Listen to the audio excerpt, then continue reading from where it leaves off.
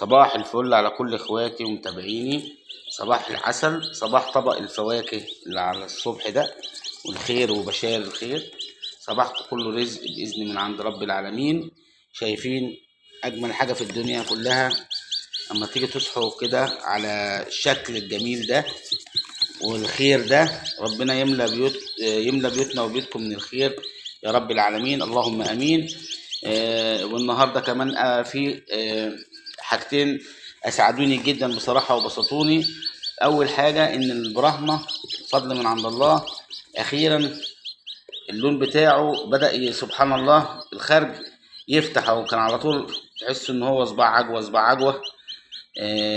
ربنا فتح عليه الحمد لله وغيره. شايفين الشرابات تبارك الرحمن، او شايفينه الحمد لله الحمد لله لونه فتح. كان لو تاخدوا بالكم من الفيديوهات اللي فاتت هتلاقيه لونه غامق وكده.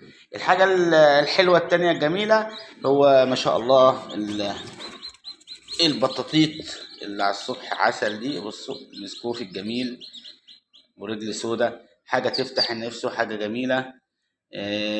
وفي برضه واحده تانية اهي تبارك الرحمن. يرزقنا وإياكم يا رب رزق الحلال.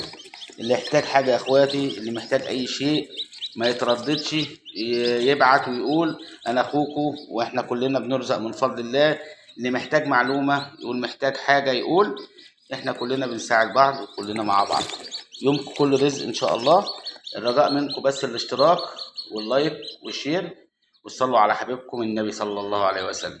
يومكم كل رزق بإذن الله. السلام عليكم ورحمة الله وبركاته.